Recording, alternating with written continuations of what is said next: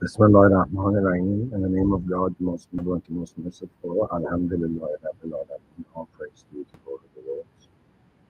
Auzubillah shaitan rajim. May God protect us from the curse of one and unnecessary ignorance. Rabbi fairly, my Lord, forgive all. Forgive me, forgive all the sins I am conscious of, my species is unconscious and conscious of.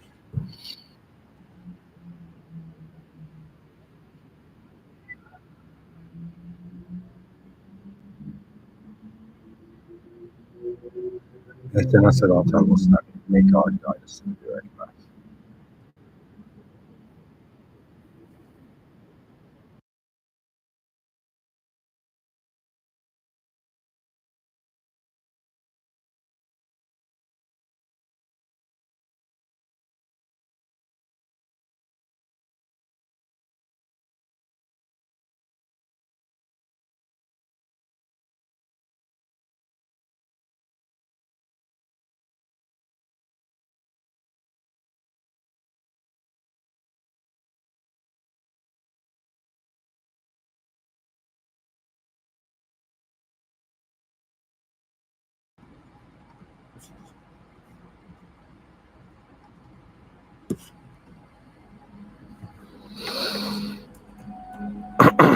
Okay, hello everyone.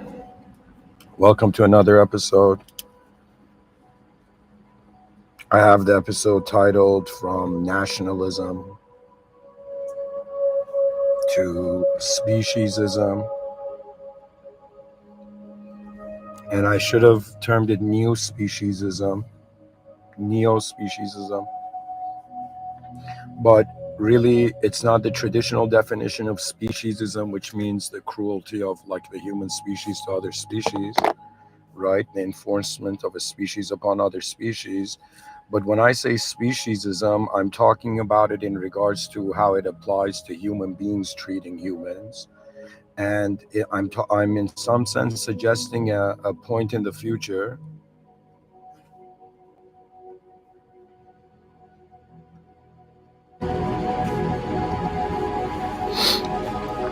where human beings are raised in a world where they associate more with their kind of human planetary citizenship rather than in some sense specific passports, right? So I'm pretty much seeing that there's steps, there's like a staircase to the future, and one of those steps is in some sense how humanity in some sense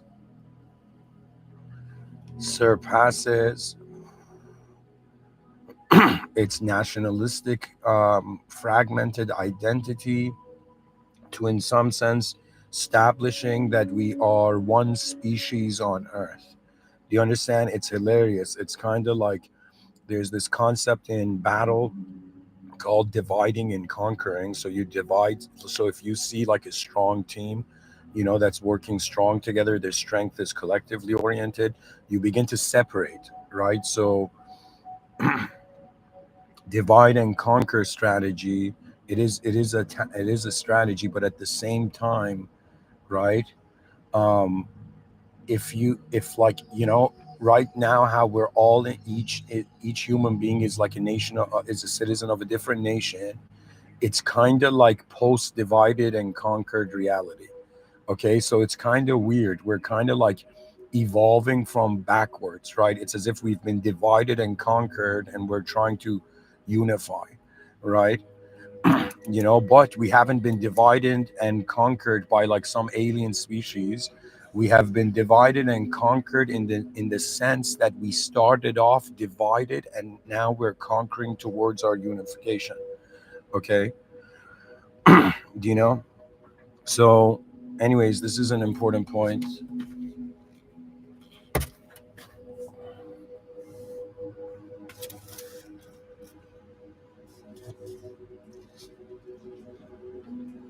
Now this is something I've been thinking, about, and let me tell you, usually when I think about, like, I have this sort of playfulness with me where when I come to sit down and give a talk, I think about, all right, there's technically three areas, three contexts that reality can be vocally animated through, I guess, right? So in some sense, before a person speaks, they have to acknowledge what world they're looking at. Now, if I'm looking at the past, there's a kind of meaning that way, you know?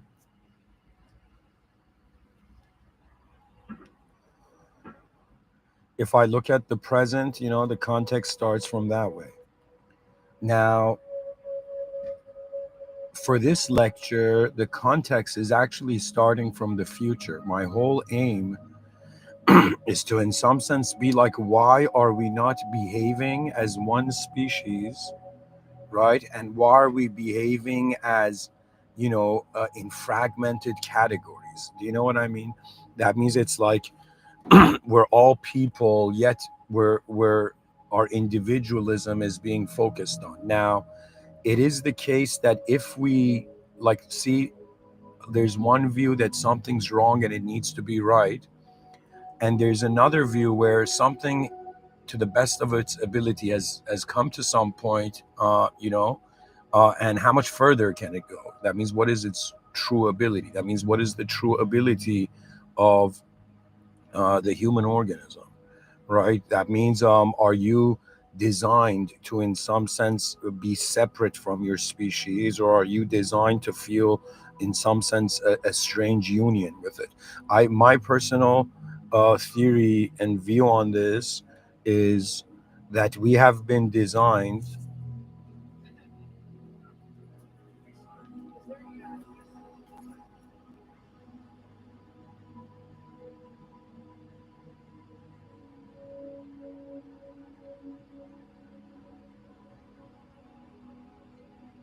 We have been designed, okay, to be incapable of ignoring how we are part of the human species. You can do whatever. You can even think you're an alien right now, but the mirror will tell you that you're human, right? So you can think whatever. The abstraction, like in the same way you look at an object and you give it meaning, guess what? You're looking at your own objectivism and giving it meaning, right? But how you're giving it meaning is in association to the values you're extracting from outer reality. So, for example, right now, if they ask me, who are you? I'd be like, I'm a Canadian citizen, right? But if an extraterrestrial asked me, who am I? I'd be like, I'm a member of the human species. I'm from Earth. So do you see, like, to each other, we're fragmented. Yeah, I'm from this part of the world. You're from that part of the world. But in reality, we're all beings in a world. Do you know what I mean? And it's our minds that are actually separating it. So what that means is the difference between my biological existence and your biological existence is, in some sense, I mean, our DNAs are different, but you occupy a completely different moment in the space-time continuum than I do. And at the same time, how you have meaning to yourself is your doing. And your doing is in accordance to your conditioning.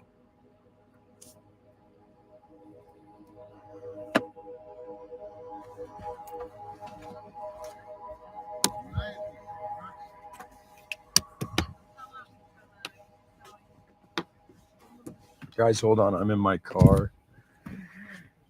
The sunlight is like, on half my body. I gotta figure this out. Hold on. They'll be like, Mr. Within is getting a tan for us. All right, turn on the cold air. The weather's getting good here in Toronto, Canada.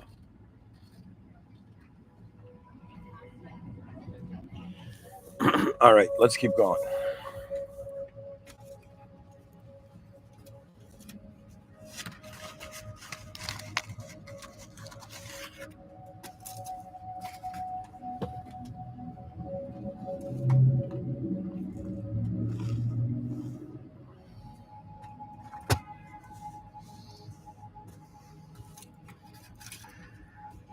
So keep in mind, I'm looking at the psychology of a nationalistic entity, and I'm looking at the psychology of a species-oriented entity.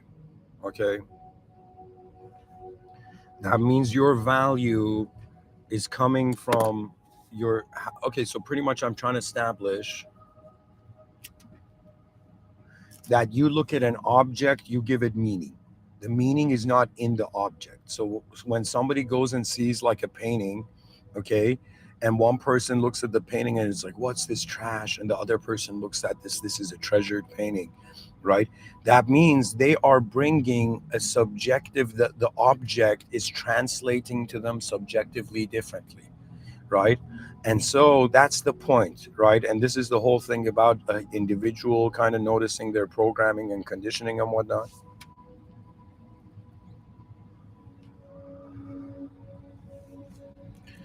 So if we look at an object and we give it meaning, let's say I look at a door, I look at a wall and I'm like, this is called a wall. I'm putting the subject wall, I'm putting the meaning, into the empty object. Okay. That means colors are like universals in philosophy. So, like the color blue is just a color, but to us, it's blue. To us, the color is suddenly red, right? So, what that means is we have overlaid subjectivity upon objectivity to make the object relatable to us. So, this means that your sense of nationalism, so let's look at it. We're looking at one human being who identifies with their nation, and we're looking at one human being that identifies with their planet, okay, with their species. All right, the species is the greater category. The species is the realization that just like a gym membership, when you look in the mirror, you're seeing your membership in the human species. And I have to apologize to all human beings on planet Earth right now because unfortunately in 2025 we don't have an advanced civilization that is in some sense conscious of the individual, you know?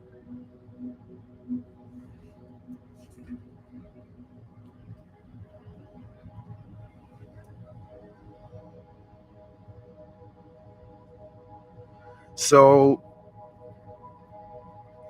I think it's fair to say we have different types of human beings based on what they are not. See, if I'm analyzing a human being, okay, and kind of like studying it, right, I'd be like, okay, I'm looking at the human being. The human being obviously has an outer life, and its outer life is object oriented, and it has an inner life, and this inner life is subject oriented. How do subjects move? They move through language and story, okay? And how do objects move? They move in space, and in atoms, in particles, okay? Now, what is the main difference? Your outer life is based on you treating reality like a noun. Your inner life is based on you treating reality like a verb. Now, you may think it's the opposite, and it may come across as the opposite, but let me explain how it can be opposite in the sense that your mind is like a verb and your body is a noun. So when your mind looks at the body and tries to associate with that, everything is a noun. I'm a body, you're a body, that's somebody else. Do you know what I mean? Anybody. Do you see where it's like an association of holding the immediate unit of an individualism, right? The philosophy of individualism holding the immediate unit as the body. Okay.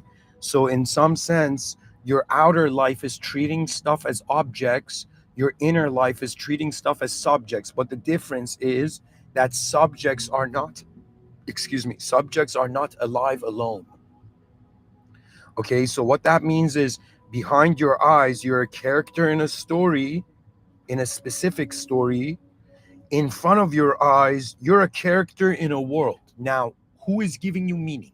You either give yourself meaning or something outside of you gives meaning, right? That means if I'm wondering about, okay, this moment I'm existing in, what is my value? Either the existence is giving me my value, telling me my value, or my inner model on existence is giving my value, right? And the thing about human beings is that it's the proof has always been there how we're not just physical because we're getting influenced by non-physical stuff. in the sense of ideas, in the sense of abstraction. You know, guys, the sun's hitting my laptop. I hope this doesn't heat up. I don't know. What the hell should I do here?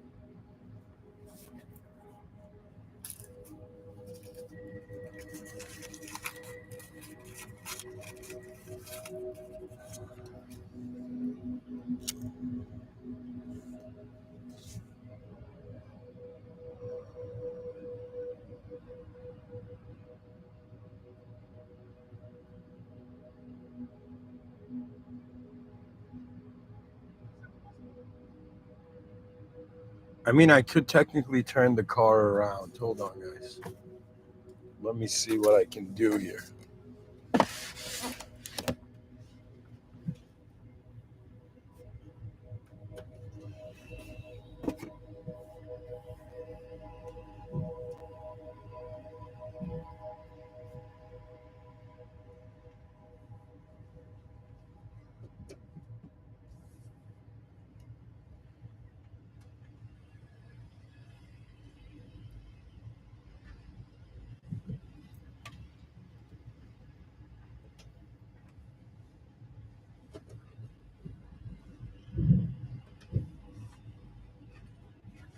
All right, I can't do much. All right, whatever. It's one of those situations where.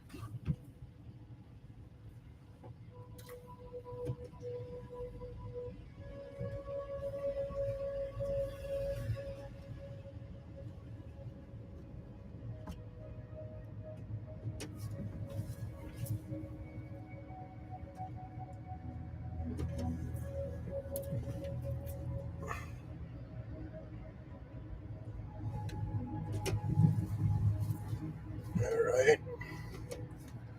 Almost there. Oh my God. Let there be shade. Okay, thank God. All right, guys, I got myself out of the sunlight. Oh my God. The outer sun, I mean. Okay, anyways. Guys, I'm in like the coolest shade right now. Okay, let me just take this in. Okay, so where are we going with all of this? Me telling you this. See, my whole intention is to be like, yo, we're a species this whole time. Let's act like it. Yet we're acting like groups in a species. Do you know what I mean? We're a fragmented species, and there's what you call identity politics in the sense of like, what is the value of the entity in accordance to what it's identifying, right? Pretty much it's a value game. So what I realized is all of reality is a value game. When you meet a new person, the impression you have on them is like you're giving them a value proposition. Do you know when you look at politics, they're fighting over values. You know, everything has to do with values in reality. Okay.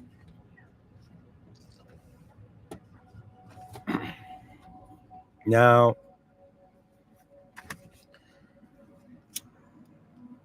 we need to kind of look at it where the problem is starting. So if I say, you know, Einstein has this thing where he says you can't solve a problem from the same thinking that created it. And so similarly, we find ourselves in a situation where the problem is being assumed to be nationalism. So even though it's not a problem, it's a phase, nationalism. But I'm saying, how is it a problem? See, if you don't change your T-shirt, like imagine you're if you let's say you have a T-shirt on and you're like 10 years old, and suddenly you just fast forward and you're like 20 years old, the same T-shirt, the same clothing is not going to fit you. And similarly, the nationalistic human entity, it's like we're no longer fitting that. You understand? And we're upon a new era of human value. That means you listeners, you're taking the time out of your day to listen to this lecture. What's the point of it? Why have you even, why has life brought you here? Because you're listening to someone say, how come we are one species in a world, and yet we're treating it as if every person is from a different world? And the answer of it is because there is a subjective case to reality and there is an objective case. Okay. Objectively, we're all human species, everybody can understand that, but subjectively, you're that kind of human and I'm this kind of human and da da da da da, you see. So what it means is that nationalism is kept alive in the same way that our attention to an object keeps the meaning alive. Okay, so I'm trying to say that the behavior of human beings has to do with their inner life and their attitude. See, think of it this way: your mind is here to deal with subjects, your body is here to deal with objects. Like, that's clear enough, right? Now, the question of nationalism and species, the new neo-speciesism, guys, speciesism has this traditional, like, kind of effed up definition of, like, of, like, human beings treat, like, in, like, being cruel to animals. But I hate that definition. The word is too valuable to be just given to that. We need a completely new definition of speciesism, which means the attitude of human beings when they realize they are one species before they are any sort of subcategories of it. Do you know what I mean? That means I do understand you who are listening, you're different than me. You're a completely different DNA. But listen to my argument. My argument is that the world of objects doesn't necessarily have subjective value. Do you know what that means? That means a tree is called a tree by a human. A squirrel doesn't look at a tree and say tree. Do you know what I mean? Right? It's something that human beings are adding to what's there. Right now, I'm making the argument that nationalism is also something it's a subjective relationship with the object. Right? The relationship of an object to object is not necessarily subjective. That means, like, do you know what I mean? That means, like, oh, what's the relationship between one atom to another atom? Is there a subjective emotional relationship between them? No. The subjectivity, the emotionalism, these are the additional things that arise through the awareness of man to his own awareness of objectivity.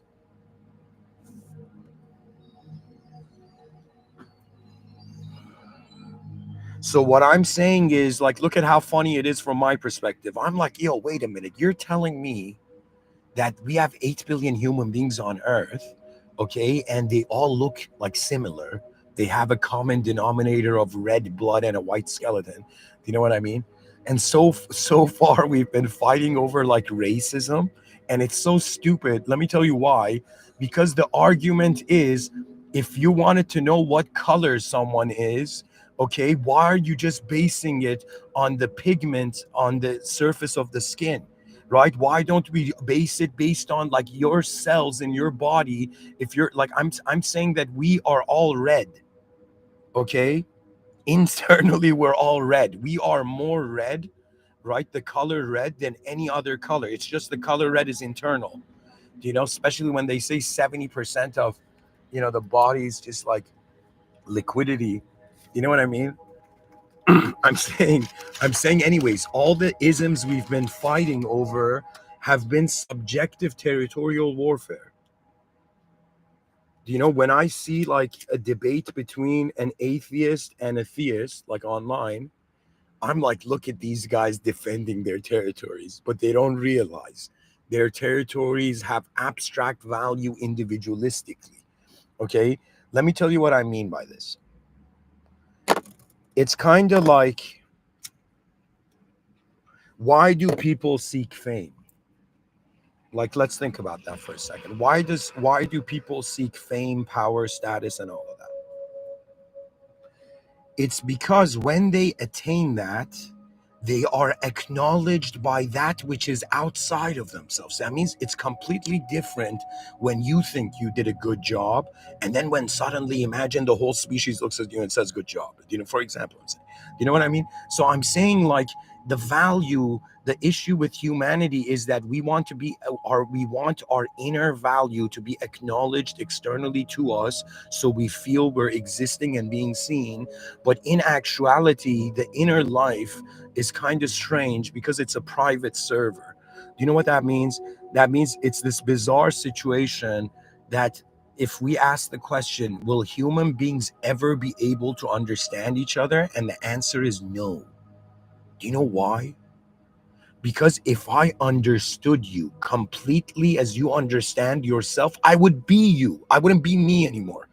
Do you understand? And because I'm occupying a different moment in the space-time continuum, I cannot be you, right? But what we identify with is the subjective landscape. Do you understand? Human beings are like a bunch of objects in a world, okay, in an outer landscape, but we're not just objects anymore because there's a subjective significance and implication to the objects. That means that's not just a car, that's somebody's car. Do you see? Do you know? That's not just a person, that's somebody's, like, son, daughter, I don't know, brother, sister, father, mother. Do you see what I mean? That means it's like we've humanized reality by acting as if our inner life is more real than our outer life. But this is the bizarre thing about being a scholar in your world, or just an explorer in any world. You're going to notice at some point the limitations to subjective injection of meaning into phenomena. Okay. Yo, we have some activity in the chat section. This is like paranormal activity. No, I'm kidding. I'm kidding. Can you imagine, like, the guy it's like, I haven't had so many viewers that it's like, we have two souls here right now. Okay, somebody says, I think we should gauge human worth based on ethical, intellectual, and utilitarian considerations. Yes, that's a fair statement. See, I think the approach is honestly this.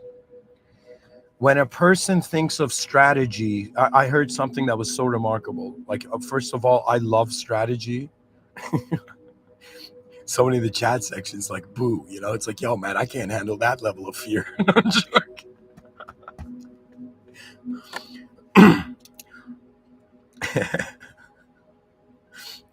Anyways, where I'm going with this is, see, there's a difference. They say this, there's this beautiful explanation of the difference between strategy and tactics. Okay.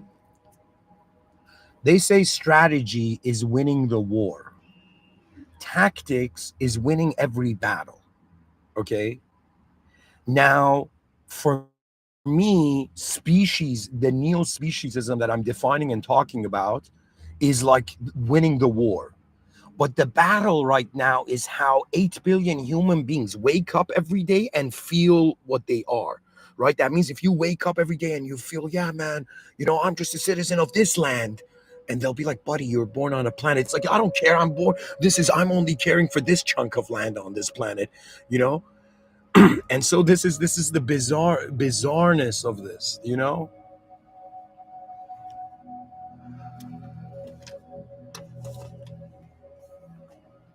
So how do we evolve? How do we advance beyond nationalism to neo-speciesism, to speciesism?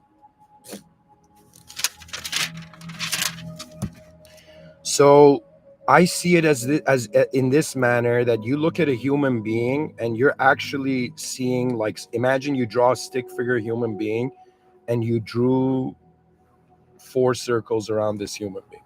Okay? Sorry, 3 circles around this human being. So first we have the self, which is the stick figure. Okay, no, actually draw 4. So we have the first circle, which is yourself. Everybody starts off from the self. Then you have the second circle, which is the species. You have the third circle, which is the world. You have the fourth circle, which is the system admin.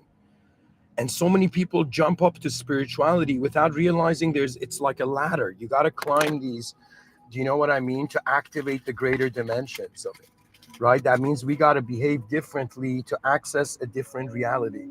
If you behave the same, how can you access, a new reality, pretty much, right?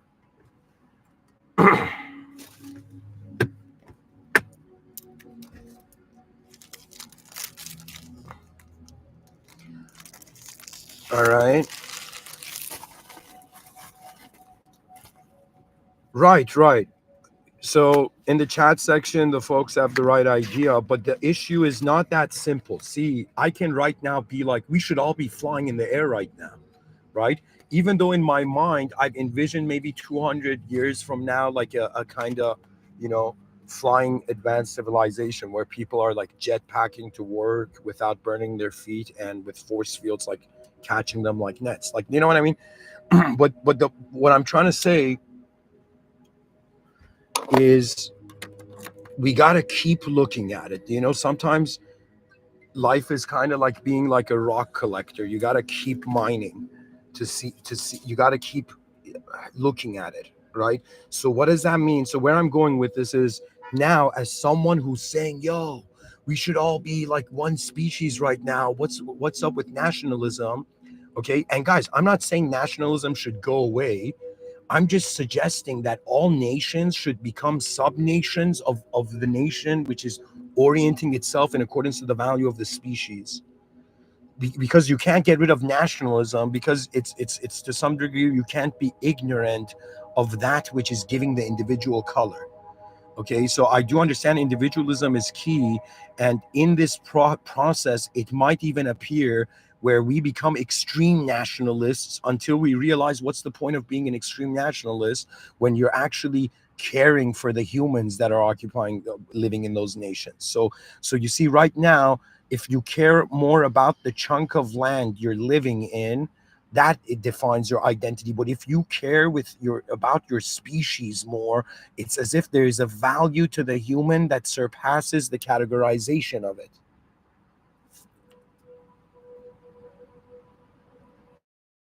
As when I say a flying advanced civilization in the future, I don't mean like hot air balloons. I mean in the sense that like we're using three-dimensional space. Right now, we're three-dimensional beings, but we utilize two-dimensional space. We get on a car, moves on a two-dimensional road. We walk on a flat surface. I'm talking about the era post the invention of like anti-gravity rooms or floating possibility. Do you understand what that means? That means people don't walk to work anymore. They're jumping on top of buildings and designated like, platforms to get to work. I had a dream of this. Okay, that's why I'm being so descriptive about it. Okay, where I was just like jumping from building to building. Do you know what I mean? And I wondered like, why can't we envision humanity doing that? Like we have technically in like shows like Crouching Tiger, Hidden Dragon, the dude's like, all right, I gotta go, guys, and then starts walking on leaves and branches and gets out of there. You know what I mean? So anyways, what is the tactics? So the strategy is, oh my God, why aren't we at speciesism yet? Neo-speciesism yet? شرمنده دیگه اینجوریه. قربونتون، خداحافظ.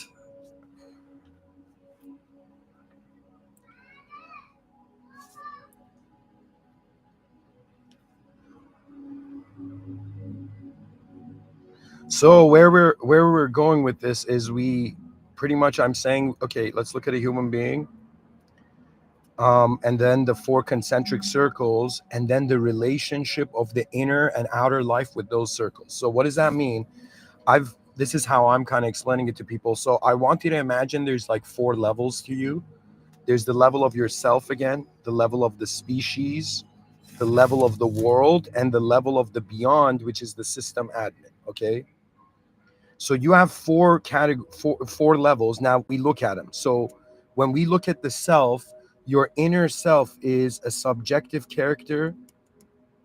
Your outer self is an existential form, is an object. So your mind is like a life force. Your body is like a life form. Okay.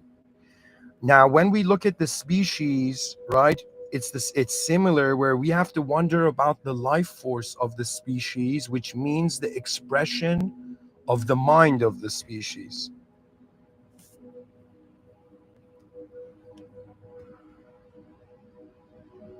So the mind of the species is very important because it's how every 8 billion individual stories find common ground in one like overall story. Do you understand? That means everybody is feeling like a protagonist of their story, of how they're a character in their story. But in reality, okay, the protagonist is the species, not us. We're like a side character that's like an anime side character that's there to like help the species and fill up like airtime. You know what I mean? Right? And the species goes forth. Do you understand what that means? That means you cannot, as long as yourself is more important than anything else, you cannot be anything else. Be careful. I uh I have lived through a phase where I realized man is limited to conditioned to self worship. You're conditioned to worship itself yourself. See, the idea was that they made you think that you're either worshiping something or not. But the issue was, what is the act of worship? The act of worship is your attention and concentration on something, your true attention on something. So it's like people are like, yo man, you know, I'm not going to be like these, like they have this attitude, I'm not going to be like these ancient men like Abraham, who went to his forefathers and told his forefathers, like, what are you doing worshiping idols? And his he went to his father and told his father, like, what are you doing worshiping these idols? And the father looked at Abraham and said, in some sense, how dare you go against the tradition of your ancestors? Your forefathers were worshiping these idols. Like, watch it, kid. And Abraham had enough boldness, but at the same time, respect. See, you got to respect those who've lived ahead of you, but it doesn't mean you should always agree with them. Do you know what I mean? You can politely disagree, but it doesn't mean you should be disrespectful. This is very key. At least this is how, you know, somebody is raised in, in the culture I was, right? Because it's a matter of days. So for example, I'm 33, I've lived around 12,000 days, right? But somebody who's older, right, let's say somebody in their 50s has lived around 19,000 days. As do you know what I mean? Right? So it's, that means they've 19,000, that means they've, how do I say it, like somebody 50 years old compared to me has been a has what is it, like 7,000 more days they've woken up in this simulation, and they've experienced this simulation, right? So you can't ignore that and be oblivious to that. You must respect that. Okay? Do you know that means anybody who's ever been older than me, I'm like, okay, you've seen the world more, but it doesn't mean necessarily everybody is wise, because the choice is how much you see beyond your inner life. Most people are kind of stuck in the inner life. I've seen horrendous cases of people stuck in their inner lives. Do you know what I mean? You know what that means? Somebody's stuck in their inner life. They need to acknowledge value systems outside their own. Why do you think there's cruelty? It's insecurity. Cruelty is insecurity. There's no other, I don't see any other reason for it. It's not even logical, you know? I mean, there could be a case for it that, maybe sometimes you have to be strict rather than just playful all the time. I mean, I do understand that. There was this hilarious thing, I for a long time I wondered why, like, my parents, my grandparents, like why were they part of a generation where they would hit their kids? I wondered about that. Okay. And then I realized, it blew my mind. I was watching this show, and in this show, it was like this Iranian show, and the grandmother in the show suddenly looks at like this single dad, like the mother of a single dad in this show, and the grandmother looks at the father and says, you got to hit your child or you're going to hit yourself in the future out of sorrow and regret. And I was like, holy shit. Like these ancient folks were like in some sense beating the shit out of their kids, so their kids would understand the intensity of life, so they wouldn't go overboard in society. And I was like, what the do you know what I mean? But now we don't need to have that intensity, but we need to have the acknowledgement of reality checked within every human being, not with force.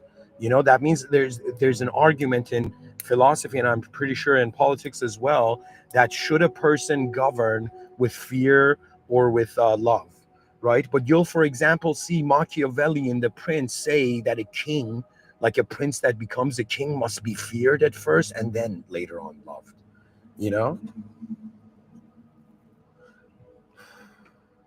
That means like technically if I followed Machiavelli, I should have like scared everybody and then been like, yeah, guys, I'm loving too. But I didn't care for that. My attitude was just like, yo, man, you're alive on this planet for some time. You want to give 10,000 talks. There's no other way other than giving them, you know? But the point is not to just be somebody who gave 10,000 talks. What does the content point to? The content points to the potential of intelligence. That's it. That means if I didn't feel that we can build an advanced civilization, I wouldn't be talking about it. But it's obvious we can. It's obvious it's like the next chapters of reality that human beings wake up, from their dreams of being nationalistic heroes to, in some sense, being champions of the species. Like, where is that narrative? Do you know? In an advanced civilization, you don't understand. Like I've seen glimpses of it in my mind in the future. In an advanced civilization, of course, all of it is in the hands of the system admin and God's mercy. But at the same time, right? I've envisioned advanced civilizations where the children in those advanced civilizations are born and they ask their parents, right?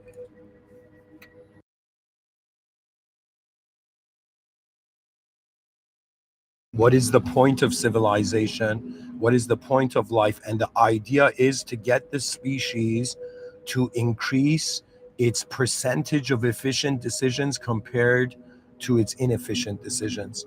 That means we can't ignore, like, there will always be, they did the statistic, right? Where they were like, there will always be a percentage of the population that's fucked up. In any group, you're going to eventually find somebody who's like, I think it's 2% of the population are like, they're mad. Do you know what I mean? Not mad in the sense of angry, in the sense that they don't care for the stability of the reality that we're all using as a common server.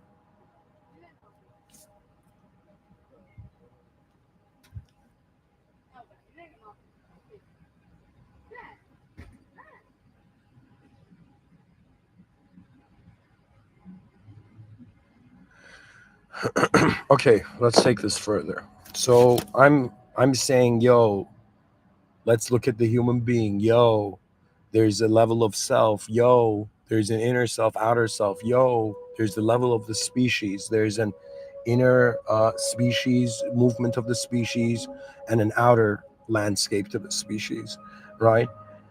And then we go to the world, and there's an inner world and there's an outer world, and we go to the system admin. Now, this is where it gets interesting. The system admin is singular. So there could be an inner world, outer world. There could be the inner species and an outer species. There could be an inner self and an outer self, but there cannot be an inner and outer system admin, right? So eventually, but the system admin, the fourth circle, is for human beings that have realized the limitations of their inner and outer world. Okay, that's when you actually like becoming religious makes sense, when you actually realize the limitations of the lower power. That's when a higher power makes sense. Okay, but the point is not for everybody to become like, like perfect. We can't expect perfection. It's an imperfect system, but we can expect efficiency, which means make the decision that was better than yesterday's. You know. So, anyways, I guess where this is all leading is that nationalism has to do with the inner self, inner species, and inner world. Okay.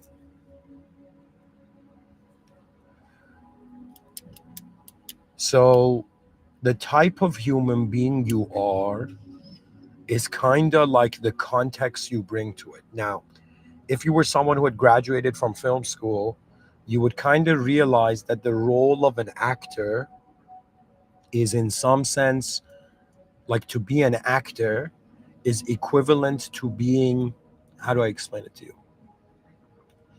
The actor goes up to the director and says, what's my motivation in this scene? The actor goes up to the director and says, what's the subtext to this scene?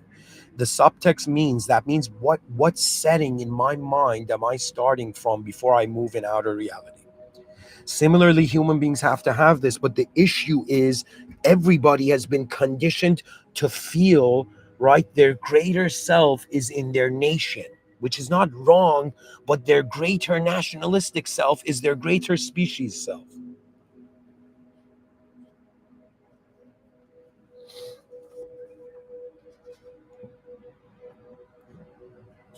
Oh my God. Any questions about this? Anyways, I'll keep going.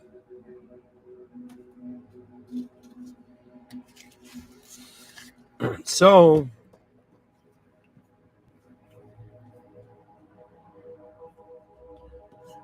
let me see. I had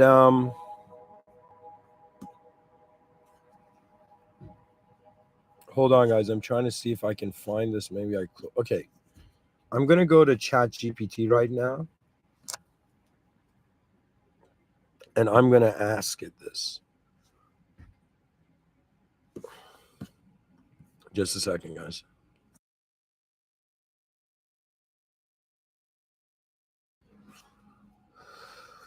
Okay. How do I share the screen? How do I share? Okay, no, it's right here.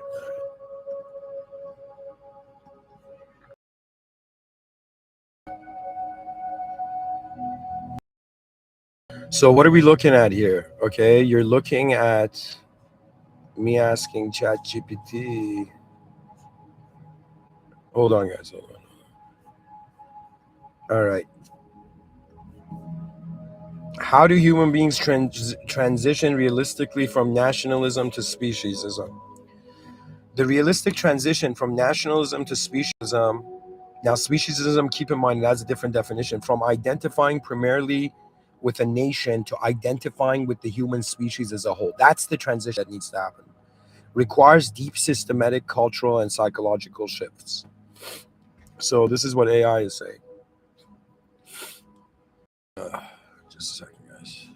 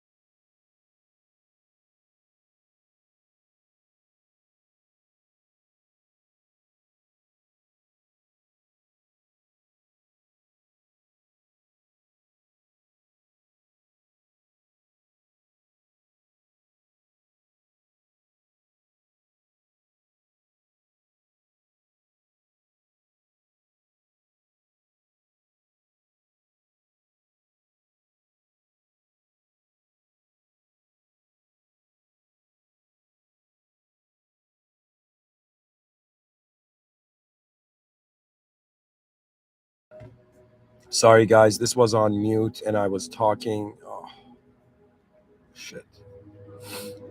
I was reading it. Oh, man. Okay, whatever. So probably it was on mute. I'll read it again. I asked ChatGPT, how do human beings transition realistically from nationalism to speciesism? The realistic ChatGPT says the realistic transition from nationalism to speciesism, from identifying primarily with the nation to identifying with the human species as a whole, requires deep systemic cultural and psychological shifts. Here's a clear and structured breakdown of how that transition could happen. Right, so that's the main transition, guys. You're identifying with a nation primarily, but I'm not saying stop identifying with a nation. You need to, but start identifying with the human species. That's our chess move right now as human beings in 2025. Okay, so then we go to number one, existential crisis as a catalyst trigger. Global threats: climate change, pandemic, AI risk, nuclear war force for humans to realize that survival depends on cooperation beyond borders. Example: COVID-19 showed that viruses don't care about borders. Similarly, climate disasters are transnational. We go to point number two: shared language of humanity. Action. Education and global institutions begin framing issues in terms of us as a species instead of us versus them. This is the biggest shift you need to have in your inner life. Okay, you need to what is my species doing? What does my species deserve? Species. What is the greatness of not just one human being, but what is the greatness of the most? It's like what is the most advanced expression of the most advanced selves? Everybody here. Do you know what I mean? Like that's what we're looking for here.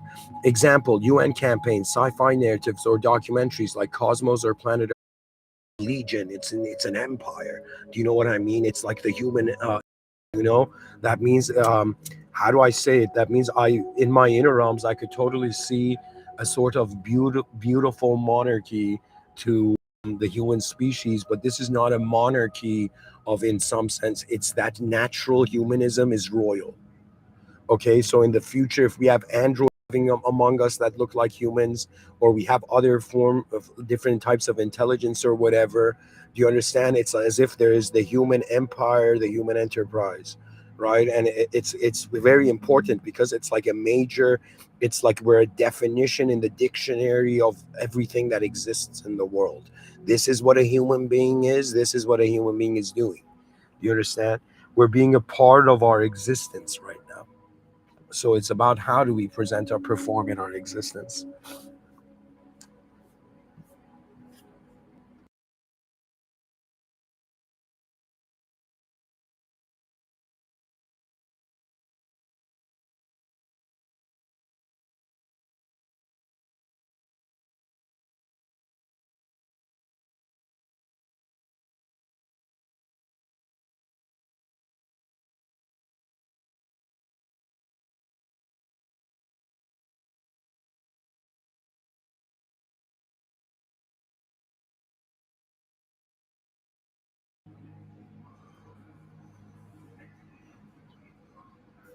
Anyways, we go to the third one: education reform. Schools begin teaching global history, systems thinking, and interdependence. Goal: children grow up thinking in terms of Earth citizenship, not just passports. There you go. Example: instead of just learning national heroes, students study planetary systems, global ethics, and climate diplomacy.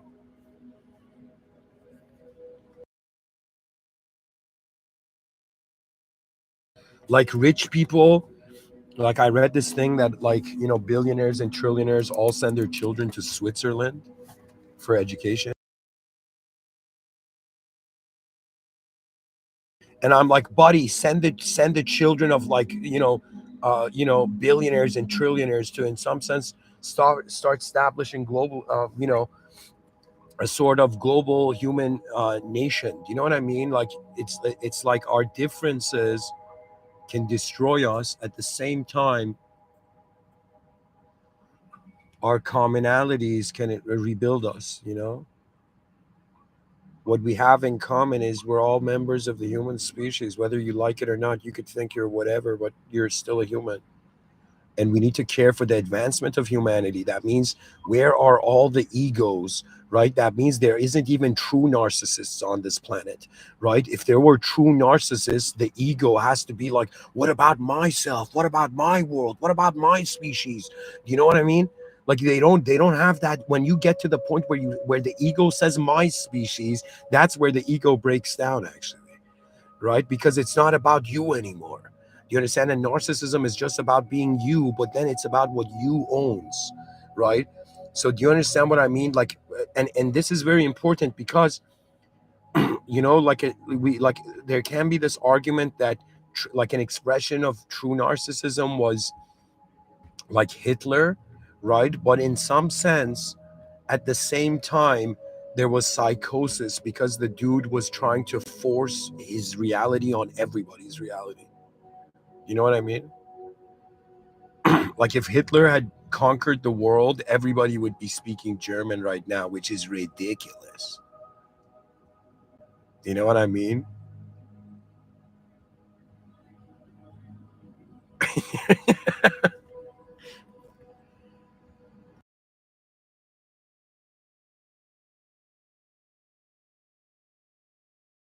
Anyways, the value of reality is not everything is one thing. The value of it is in how we're different, but how the different things can associate. They can find common ground and build stuff. That's it. I'm pretty much like, from one angle, it may appear too simple, but from another angle, it is honestly a simple shift of shifting from like, I don't just care for like the human beings that are around me or in my nation. I care for the advancement of humanity on Earth, on this planet. You know, like that's the attitude. In an advanced civilization, people are not going to be there's not going to be like shame in the sense of like, yo man, look at this person, he's not advanced. It's going to be the opposite.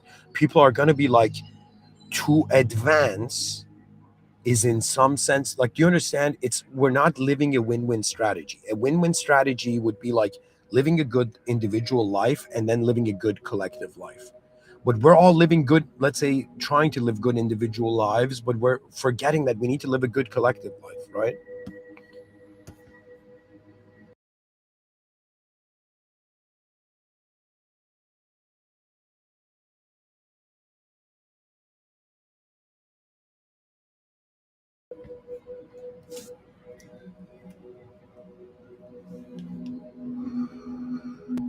Technological interconnection. The internet and AI increasingly connect people across nations, accelerating empathy and cultural merging.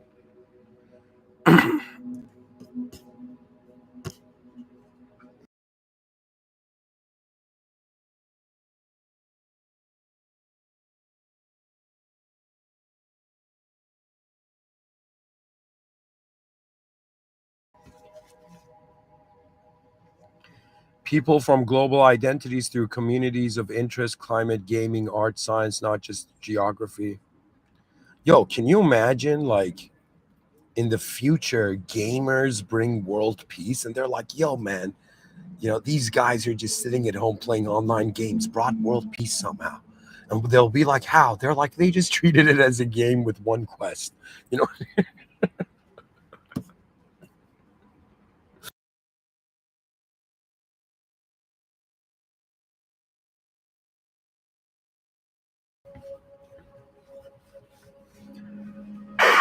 excuse me.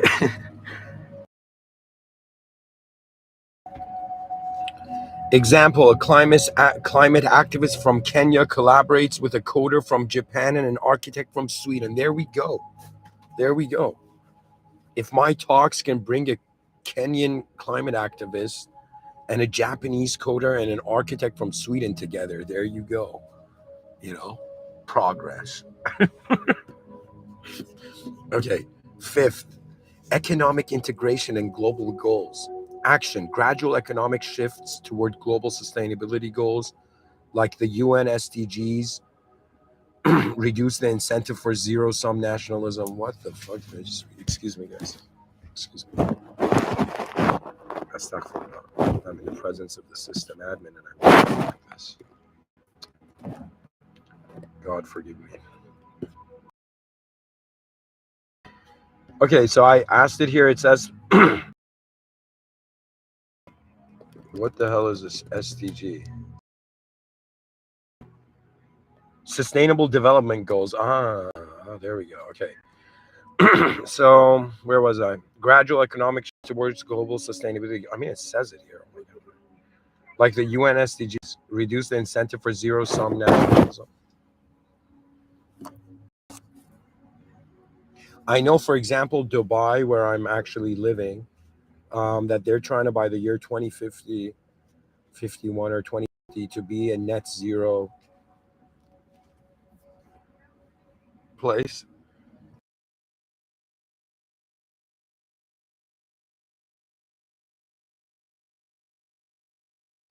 a net zero nation, the UAE.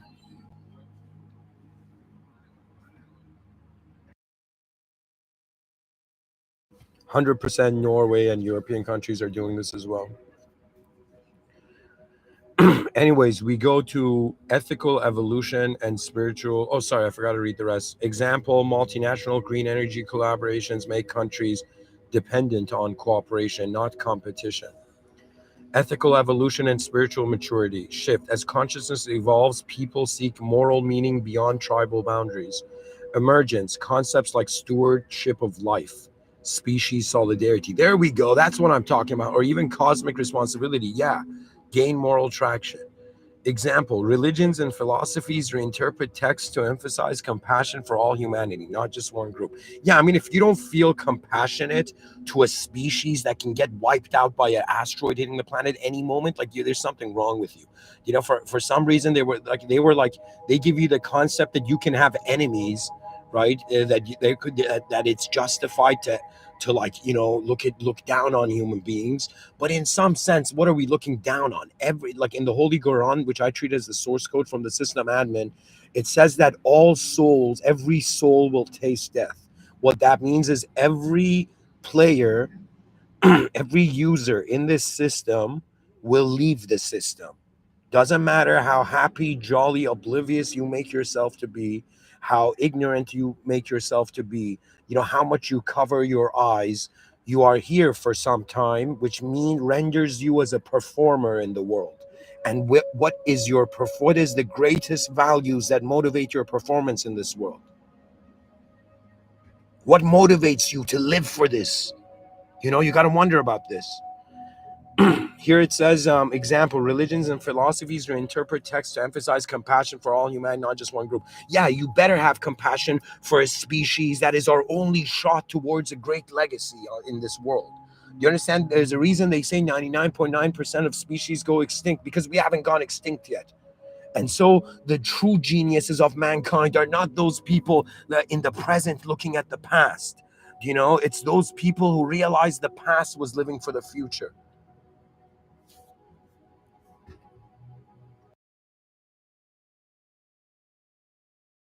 The advancement of humanity, the emergence of the advanced humanity is like the roar of a species in the presence of a cosmos, in the presence of all there is. It is the remembrance of the original soul of its original creative value.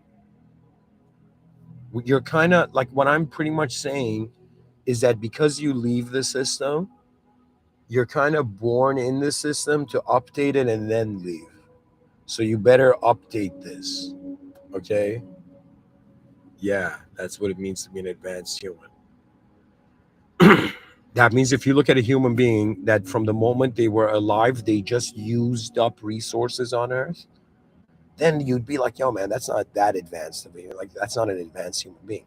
But a human being that made the life of everyone easier, which for now is in the inventor's hands, really.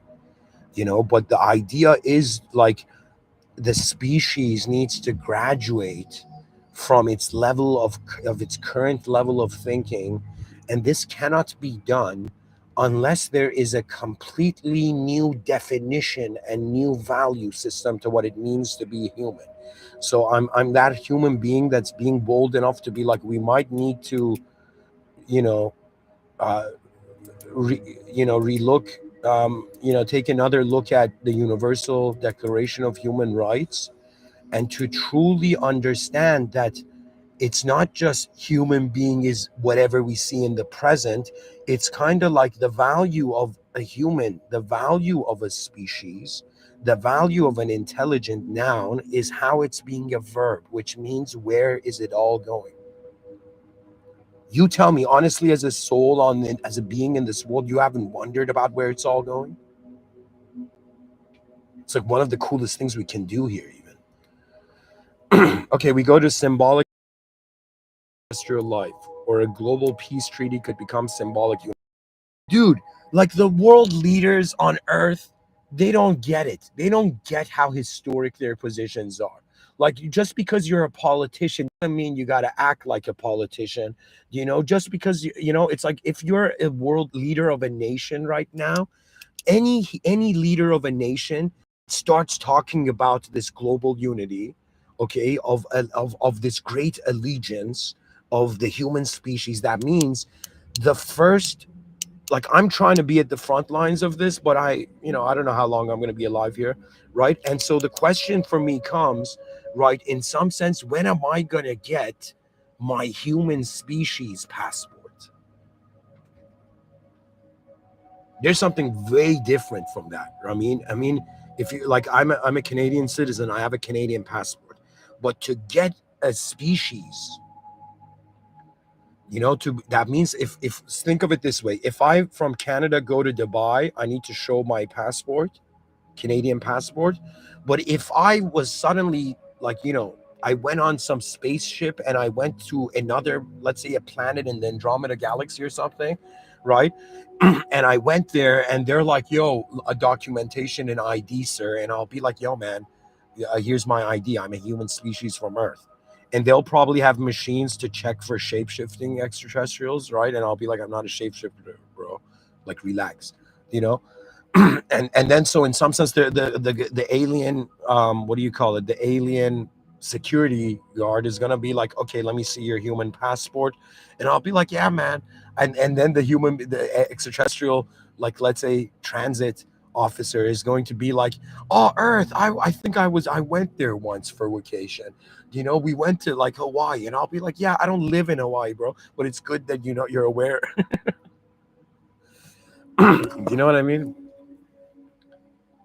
Anyways, it says the effect. These events may emotionally reframe us as Earthlings, not merely citizens of one country. Here it says final form. A realistic transition to speciesism doesn't erase cultural identities, it layers a new higher identity over existing ones. Being Chinese, Nigerian, or Brazilian still matters, but the primary allegiance becomes to humanity as a whole. Exactly.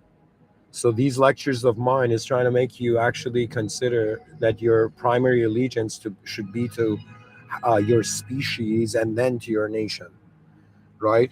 That means you need to care for the human position, and then the abstract human position, you know? So anyways, there's that. Now, what else can I share in this lecture? Um,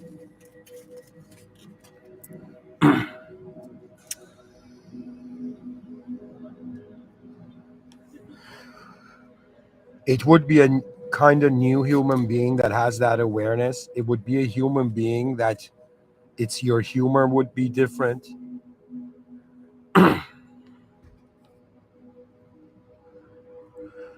And so right now, quickly, every educational system needs to educate people about different cultures. There's so many ways for the moment to move.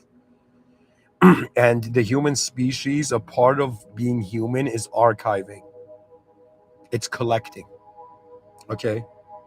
That's kind of what life is, really. You collect value by creating value, actually. But some people collect value even without creating it. I'm not talking about art collectors. I'm talking about every interaction in your life, everything that has happened so far. It's like your awareness is collecting experiences, is archiving your experiences. You have access to this archive not on a computer screen but behind your eyes in the form of memories. And at the same time, you have this space in your inner realms where you can envision new models to what can happen to reality, right? So for me, my main effort is to activate my species in the most advanced way, and then begin to see how collectively an advanced civilization would actually play out. Because to me, one of the initial stories I said about this whole Mr. Within project I'm doing is that I kind of came to this realization that Mr. Within is actually a symbol for any time a species, a civilization is ready to advance. There arises a being in that species to talk about that. Do you understand? To point to that. That means that my role in this life, more than becoming famous or anything, is to, in some sense, set up the foundations that the future generations will have a step up in working through. That means it's like you ask yourself, what's the greatest gift you can give? You can't gift the past, but only by honoring them. You can gift the present. You can give a gift to people in the present, but you can also give a gift to the future in the sense of messages in a bottle, right? But the bottle's made of cyberspace.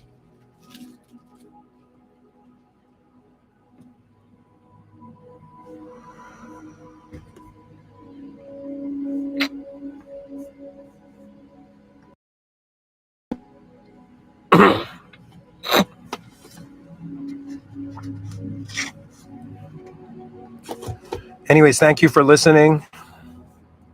Um, my true allegiance is immediately to the higher power, and because we're all, creations of the Most High, to me, I have.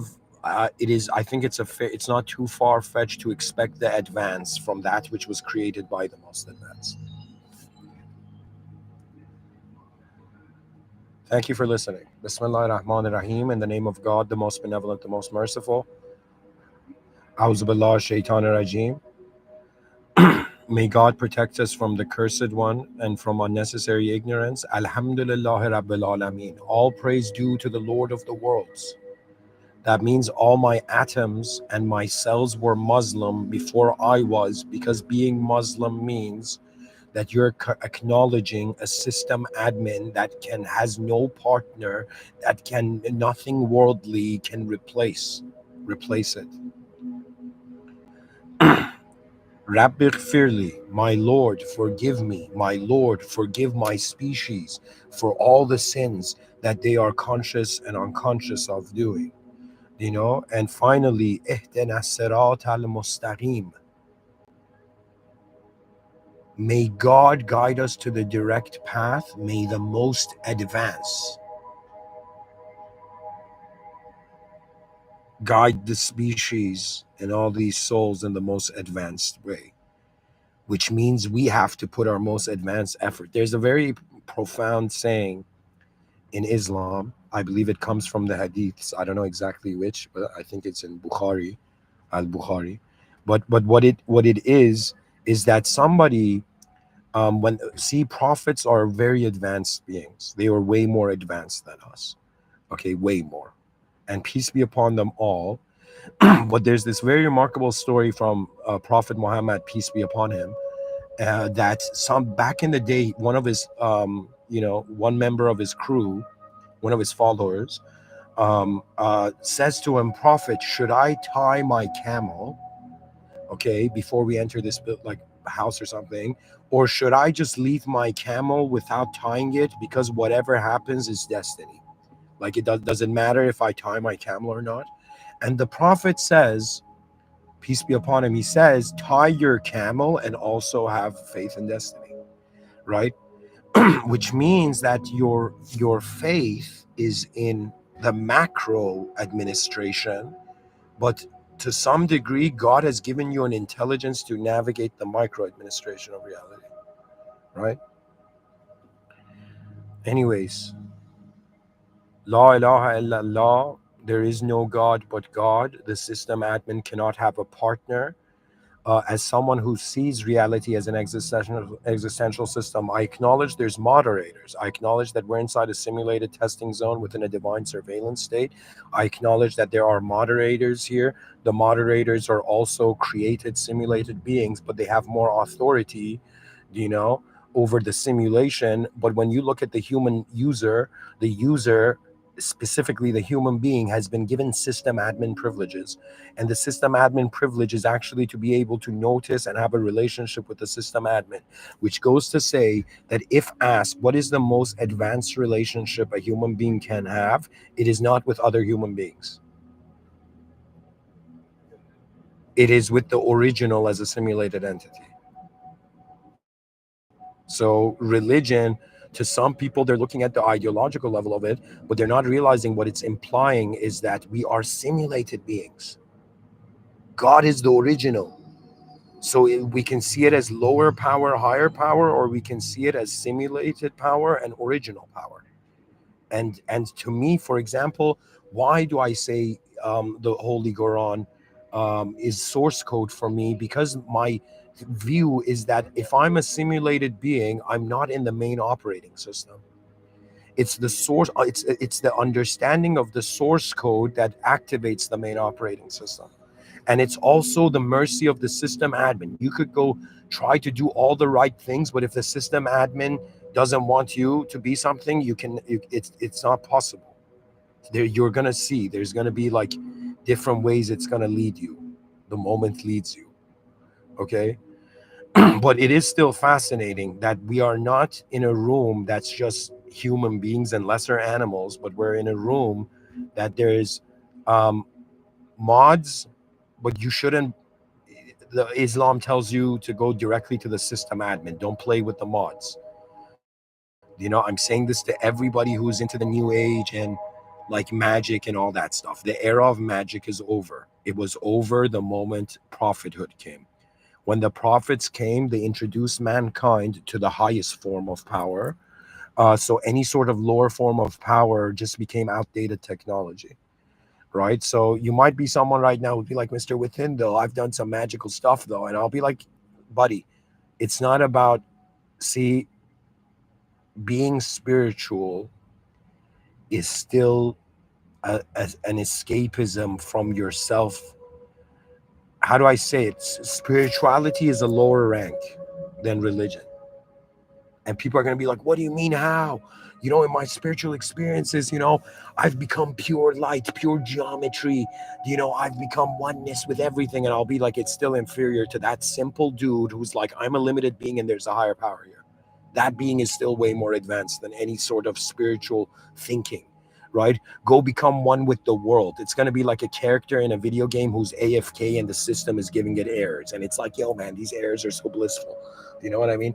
Non-duality is not the point of a dualistic world. The point of a dualistic world is for the individual to be tested. So it's very important for you to accept your individualism before you can truly comprehend the collectivism.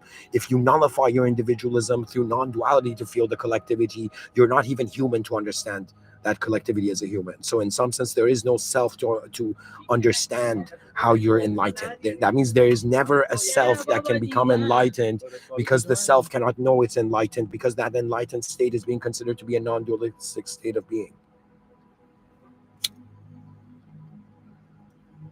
Do you understand what I'm saying to you? So spirituality is superior because it is acknowledging the reality of the situation.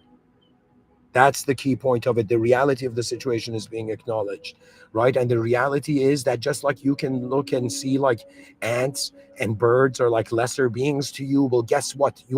There's a huge chance you are a lesser being to something. And if spirituality convinces you you're the most powerful being, you in some sense have put a box over your head when there already was one.